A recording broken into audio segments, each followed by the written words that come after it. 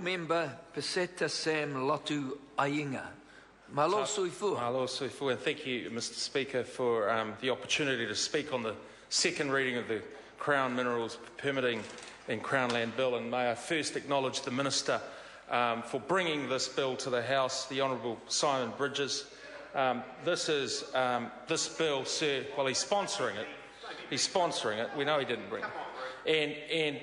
And sir, it's an important bill because this is part of the government's business growth agenda to grow the economy, to provide jobs and opportunities for our families and to provide for our families and communities out there. And it is something that this country, our fellow countrymen and women, are in agreement with and support. Sir, this bill really is about streamlining and simplifying the Crown Minerals regulatory regime, and it's really about providing better coordination of the regulatory agencies. Sir, it's really based on amending the Crown Minerals Act, obviously, and that has sort of three objectives. One, to encourage development of Crown-owned minerals so that they contribute to more growth in our economy, which is important, again, because of jobs, opportunities. It's also to streamline and simplify the regime so it's in line with our regulatory reform agenda, bringing down red tape, removing bureaucracies and improving efficiencies in our economy. Finally, sir, it's about the coordination of those regulatory agencies. So it introduces a two-tiered system for permit management, and it distinguishes between those sort of relatively small, complex, high-return, high-risk petroleum and mineral activities, as opposed to the larger sort of low-return industrial, small business and hobby mineral opportunities. And because of the high-risk nature of Tier 1 opportunities, sir, they will be subject to a more hands-on, more coordinated management and regulatory regime as opposed to the sort of simpler Tier 2 regime. Sir, I want to, and I don't do it often, commend the last speaker for her contribution. Don't always agree.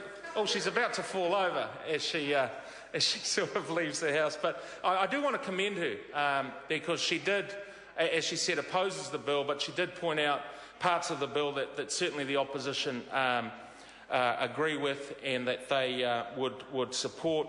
But they're not supporting the whole bill, therefore they're not supporting economic growth and they're not supporting our communities and our families out there.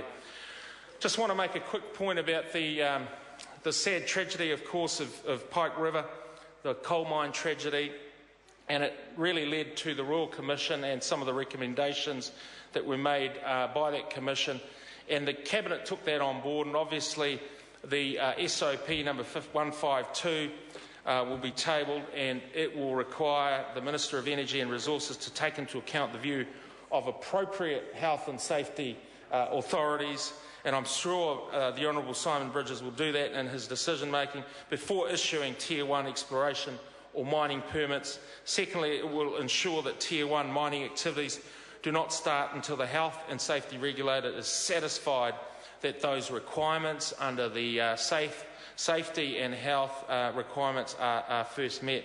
So, sir, it is a good bill. It will deliver for New Zealanders. It will deliver some of the economic growth that we see across the ditch in Australia in terms of their mining and exploration activities. That's some of the activity and economic operations that we'd like to see in this country, and this bill will deliver some of those benefits. Thank you, sir.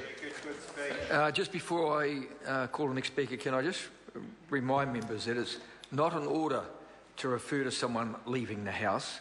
It's actually covered under Speaker's Ruling 24/4, which refers to the absence of members, and it's given by Speaker Algie. The reality is that many members have to leave the House because they have other commitments. I call the Honourable Member Dr. David